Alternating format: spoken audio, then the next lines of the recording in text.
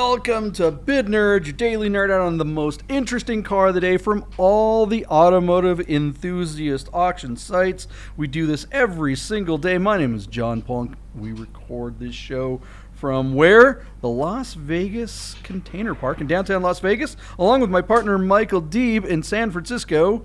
Good morning, sir. Where are you going, dude? We're making a show. Where are you going? I need some more light. I'm like standing here in the shadows. You can't even see me. It looks like I'm hiding from the show, so I just turned on another light. I see how you are. All right. Well, thanks for joining us and, taking time out of your busy day. I'm talking to my partner, not you guys, because you guys are here. You guys are dedicated. My partner is out screwing around. I don't even know what he's doing. Hit that subscribe, like, and notification button right now if you haven't done it already. What we do every single day here is we dig through all these automotive sites. We find the most interesting car of the day. We make a prediction as to what we think it will close for on its auction platform. And then you watch a commercial and come back and boom, we show you what actually happened. We reconcile that auction. We find out who was right, who was wrong. Usually I'm the one that's right. Michael Deeb doesn't know anything. So true. He's laughing because I really always get it wrong. But that's okay. Look, okay, let's get into the cars because you guys come in. You're coming in for the cars. You want to know about the cars. What car is the most interesting car of the day? Well, today's car, I think, is pretty darn interesting. What do we got here, Michael Deeb? Oh, we have a nerd submission from Friends of the Bid Nerds, ultimate cool guy, our buddy, who has lived in San Francisco, but I met him in Las Vegas. He is a San Francisco Giants fan. John Alcantara. John wanted to make sure that this 2004 Ferrari 360 Challenge Stradale offered on Bring a Trailer out of Santa Barbara, which is 33,000 original miles, was on the Bid Nerds radar. He wanted to know what we thought about this car. And the main reason is, and I'm not going to out him, I think everybody knows this, John's a pretty transparent guy. He wants one. He wants one really bad. He's wanted a Ferrari for a while. And as we've talked, this might be the best starter Ferrari for John to add to his collection of super cool cars. You may remember John's got a Laguna Seca Boss Mustang. He's got an NSX. He's got 911 ST. I think he bought a brand new 992 GT3 in sharp blue. John's got some super cool cars. He's got great taste. He's one of the nicest guys the Bid Nerds know, and yet he doesn't have his first Ferrari. Now, part of the reason why I was suggesting or asserting to John that he should buy a Challenge Stradale over a Scuderia or a Speciale is the Scuderia, the Speciale, and the Pista. Ferrari produced over 2,000 of those cars. But when they built the Challenge Stradale back in 2004, the only year it was produced, they only made 1,300 of them. And I think down the road, these cars are going to be worth big bucks. So what you're looking at here is like a 2,700-pound car with about 425 normally aspirated horsepower. This car revs to 8,500 RPM and has, although not the smoothest shifting single clutch gearbox, it is an F1 style, so it's got paddle shifters, ceramic brakes, limited slip differentials, special bodywork. It's only a two-seater, and they only come with the Alcantara wrapped racing seats. This particular car, one of the previous owners addressed the sticky buttons that plagued these cars, very similar to the sticky buttons, John, you may remember on 996s. Ferrari had a whole problem with that with these cars. That has already been addressed. And then in January of 2022, this year, probably in preparation for a sale this summer, the owner did a major service, including the vaunted timing belts, where they have to drop the motor to address the belt. So all of that has done. Essentially, this car is turnkey, services up, and ready to enjoy. The one thing that's worth noting is that cars that came from the factory with the painted tricolore stripes bring some sort of weird premium. I cannot explain why, but they do. The stripes that are on this car are aftermarket. They're just stickers that are put on top of the factory. This is not a stripe car, and as such, you shouldn't bring a premium because they're not the paint ones that came from the factory. The factory ones bring more money. So this could be a really good deal for somebody, including John himself. JP, have you ever driven a Challenge Stradale? Have you ever even gotten a ride in one? Because they are a freaking riot. Nope, I sure wish I had. I love this car. You just mentioned that the engine has to be dropped in order to change that timing belt. On the regular 360s, you don't. Yeah. Is it different for the challenge No, it car? would be the No. same. Is this Okay. the one with the access from the back? Yeah, you can actually from actually in between the seats you can get in there, and that's one of the benefits to the 360s. Right, and then the following model, the 430, they moved to a timing chain, which they can service without having to drop the motor at all. Yeah. So you're right. Thank you for reminding me. It's all the previous cars and a lot of the 12-cylinder cars from this era. You had to drop the motor. That being said, Yeah. that service is still not inexpensive. Yeah. That service is still breathtakingly expensive. But John Alcantara does pretty well for himself. I think he can afford to service a 360. So, very cool car. It could be a deal with 33,000 miles. A lot of these cars don't get driven. It's nice to see this one actually has a couple of miles on it. What do you think? Did they ever make the challenge with a manual transmission? Because I know the 360s had some of them had manuals. So Right. this one they never made a challenge with that, huh? No, the challenge only came with the F1 gearbox, and the F1 gearbox that's in this car versus standard 360 is going to run a more aggressive shift pattern. The electronics are tuned differently for this gearbox. So technically, this car shifts quicker, but it's the single clutch nature of these that's really like when the shifts happen, there's a big interruption in power, and they're just not smooth, so it's kind of I mean that's always been the thing. It's the difference between these modern double clutches, PDKs, and all that kind of stuff. With a GT3, you just put your foot in it and click through. On these older single clutch cars, you've got to modulate the throttle, and if you've never been in one, if you've never driven an F1 clutch or an E gear in like some of the older Lambos, some of the early Lambos with that equipment, boy, it's unnerving. It sounds like something's breaking. You got to get used to. I mean, it's like, what did I do? I did something wrong. But modulating the throttle is the important part. And honestly, I have an R8 with an R-tronic in it. It's a single clutch unit.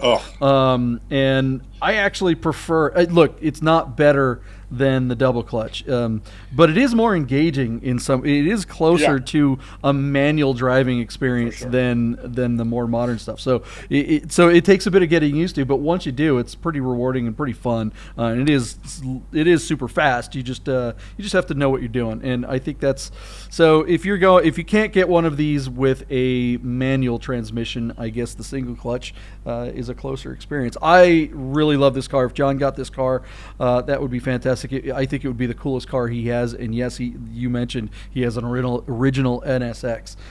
He has a beautiful SC. He does have the brand new GT3. And with all those cars in his garage, I think this would be the coolest one he has, far and away. As cool as that NSX is, this car would be the one that's more of a showstopper. That perforated rear grille on these is just so hot. That's awesome. And it's funny because the differences on this car from a regular 360, like generally, I don't really like 360s that much. When I look at a 360, I have to kind of like, yeah, it's pretty cool, but there's just something simple and different about. I think it's the difference between, like, I don't know, maybe a 996 C4S and a regular 996. They're not super different, but they've got just subtle differences enough that make it look that much different. Or maybe a better example would be an anniversary 2004 996 car in a regular 996, because the anniversary car has that C4S nose, and it has not the strakes, but the aero kit on the side. It's just subtly different enough to make it way better than the regular car. And Agreed. Boy, this thing is just hot looking at these photos.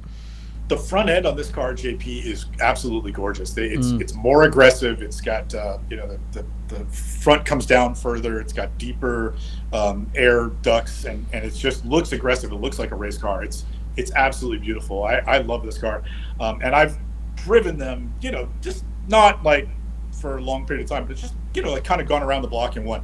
It's cool. It's really cool, and it sounds incredible. If you rev this thing up to 8,500 RPM.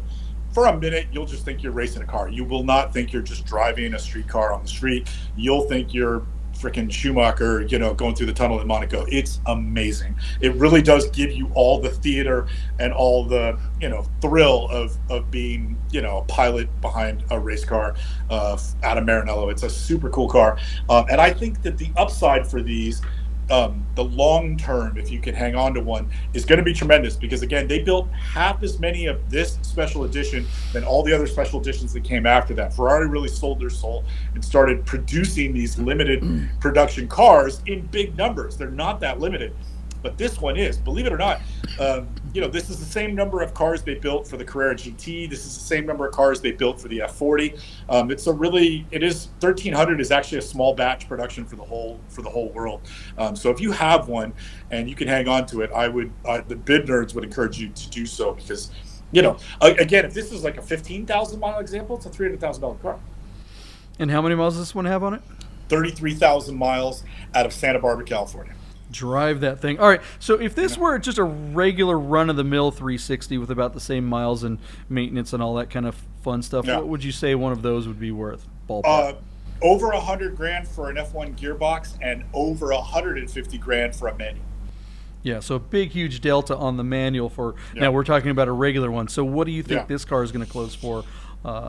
So currently, JP, our car is at $185,000 on 8 bids. I think that if it had the factory stripes, it would bring close to $250,000. But because it doesn't, and there's just a little bit of wear and tear, it's not a perfect example. It's not a lawn queen. I think $235,000 will bring this car home. And John, if you're listening, I don't chase it, but if you could steal it, that's a good car. This is a car that if you think there is, I don't know, let's call it an adjustment or a correction or a softening in the market, I think a car in this ballpark is going to suffer from that. Not because it's a car that isn't wanted. It's that it's not the nicest one. I think if this were the nicest challenge car there was, if it had 10 miles on it and it was immaculate, I think you could still see a premium for something super special. But for a special car being kind of at the bottom of the barrel for a special car, because this is a car, I wouldn't say the bottom, because some of these have been raced, right? So you find one that's been just absolutely beaten down, that's a different story. But, this is not the nicest one. This is the one I would want, honestly, if I were going to go looking for one, because I think it would represent a better value, but there you go. I think the price on this, I don't think that if there is a softening in the market, I don't think it's super drastic. But I'm going to bid $199.99. I don't think it breaks 200. I think this is a car that's going to be affected by what's going on. All right. And what do you guys think? Do you think there's a softening in the market? Do you think there's a massive correction? Do you think it's all going to crash any moment now? Or are you a little bit more optimistic? Are you a little bit more white-pilled, as they would say? That, hey, this is a really great car, and maybe it'll just hold up and bring that big money, and if you buy this thing, is it going to appreciate? I don't know. Let's find out. That's what we do on this show, but before we find out how much this car closes for or fails to sell for, make sure you hit the subscribe, like, and notification button. Do that right now, and then you'll know about the freshest bid nerds available. We do this every single day. We'll be right back. And then stay tuned to see us laugh at JP's $700,000 bid on this car. I think he's going to eat his words. Okay, guys, I want to tell you about Vegas Auto Fest. The drivers are coming. This is one of our big sponsors. It's the biggest car show of the year in Las Vegas. It's one of the coolest car shows you can possibly experience anywhere. If you haven't made plans to be part of Vegas Auto Fest on September 17th, then do it now. Go to vegasautofest.com and register your car. You think you're a car enthusiast? Doesn't matter where you live. Plan a trip to Vegas on September 17th and come out and see this show. It's like Monterey Car Week all in a day. Have you ever been to the Quail? Have you ever been to Works Reunion? Have you ever been to Amelia Island? All those car shows are amazing and great. Have you been to Luftkult? Sure, but Vegas Auto Fest is something special. Make a plan for September 17th. We'll see you in Vegas. All right, guys, welcome back to Bid Nerds, your daily nerd out on the most interesting cars of the day on all the automotive enthusiast auction sites, including PCAR Market, Bring a Trailer, Cars and Bids, and more. We are talking about a really cool Ferrari, and we're about to tell you how much this car sold for when its auction ended. You were just watching this show, and, like that, boom, you're here. 1 minute later, you get to find out how much the car sold for. We had to wait a week, so we're time travelers. Before we tell you how much this car sold for, here's the thing: you and 4 other guys are watching this show, right? We have a small audience. We love you guys. We want you to. We need to expand the nerd audience. So spread the word. Share a nerd. That is the phrase of the day. Share this episode. Share one of your favorite episodes. Tell everyone that you know how there are these 2 idiots that are just doing this show every day, and we need a few other nerds out there to watch the show. If you haven't hit the subscribe button by now and you've been watching, come on, man! Hit that subscribe button. It's time. Spread the word, share a nerd. We really appreciate you guys watching. We love the comments that are coming in. A lot of people. It's funny on the comments, Deeb. I don't know if you ever read the comments or not, but everyone's like, never. Well, the guy on the right, Michael Deeb, is super sensible, and the guy on the left is a moron. And whenever they want to insult you, Deeb, they always say, "Oh, the guy on the right is doing his JP impersonation by being a moron." And I'm just like, I don't know how to take that. I don't know, and I just my response is, I have a response for that. But anyways. No one in their right mind would do an impersonation of JP. That would not be smart. Okay, guys, so here it is. Let's get to this Ferrari. This thing's pretty darn badass. I want to know how much this Ferrari sold for. Which one of us was right? You were, which drives me nuts. 2004 Ferrari 360 Challenge Stradale, 33,000 miles in Santa Barbara, only 1,300 produced. This car's got some wear and tear. The stressor aftermarket. I still thought this was going to bring a pretty big premium. I went $235,000. You went $999, and our car sold on Bring a Trailer for a underwhelming $210,360. See what they did there with the 360? Mm-hmm. It sold on BAT with 19 bids. So JP, you were close. I always say that when the final result falls between our 2 bids, that we were pretty accurate. We were right on. It doesn't happen very often, so it's worth noting when we straddle the bid, I feel like we were all over this one, and we were. John Alcantara, if you did not buy this one, looks like prices are coming your way. Just hang on, our friend. John, as you might remember, was the one who petitioned us to do this car. This was his submission. So thank you, John, for sending that in. We love John Alcantara. Looking forward to seeing him in Monterey in a couple of weeks. JP, fair result for the type of condition the car was in. This car were lower miles, better condition, factory stripes. It would have gone over my number on the high end, but I think that's the right number for the car. It really is a beautiful car. It is something that I'm. Am I glad to see the prices go down? Because maybe that makes it a car that's more likely to wind up in the garage. That's just wishful thinking for me. A $200,000 car is that's just a different tax bracket that we need to share more nerds to make that happen. But I do think that this is a sign of a bit of a softening out there. We've been talking about it on previous episodes. Asset classes of all types are seeing a bit of a correction, whether it's houses, cars, luxury goods, securities, what have you. We're seeing a bit of a rally in the stock market, and same thing with crypto. And so here it is. I don't think the prices are dropping out on cars. It's not like No. everything's just going to hell. It's just more of a, the prices are kind of going back to what they were maybe a year ago, or maybe just a little bit more than a year ago, before things really got ridiculous. This last year of so much extra money being in the system, with the feds just kind of like having their foot off the brake and just stomping on the gas, has really just flooded the market with money, and there has to be a correction in that regard.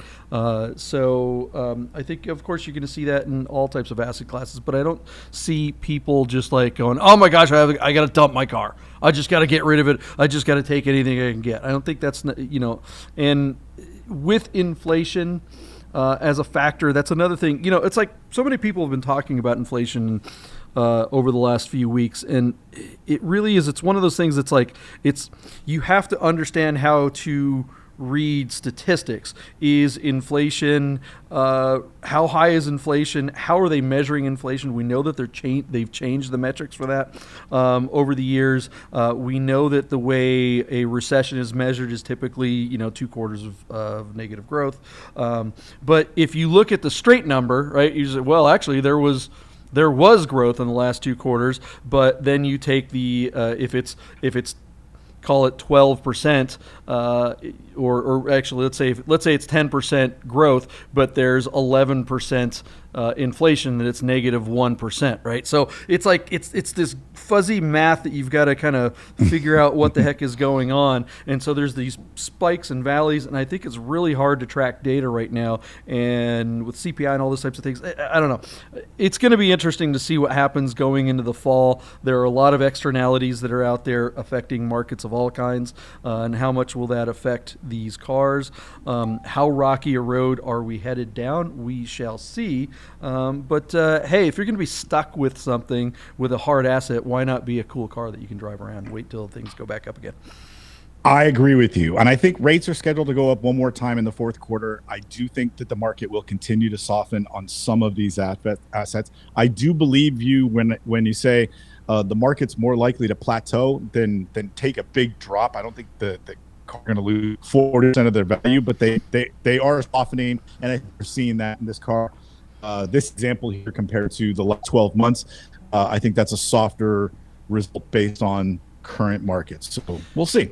Well, again, though, it's like, okay, I think maybe I failed to make the point in my little speech there. Inflation, mm-hmm. If you factor that into the price of a car, so if you see the lowering of like the hard, so the price of this Ferrari was $250 before, now it's what did this one just go for? What did we just say? $210. All right, so it's dropped, call it 20%. Then factor inflation in that.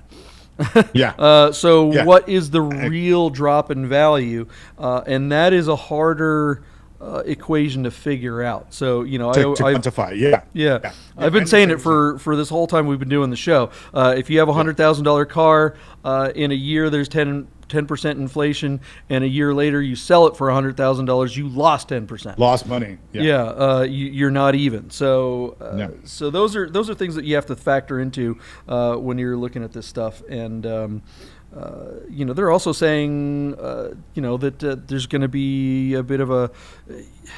We haven't seen big defaults on things like homes, but there certainly seems to be a lot of debt out there on automobiles, and credit card debt out there. I heard that last week at the time we were recording this show, so this is probably a bit of old news if you're watching this now, but just a few days ago they reported that more credit cards have been issued in any single month than ever. Wow. So that's an interesting metric to consider. What are people preparing for? Are they going, you know what?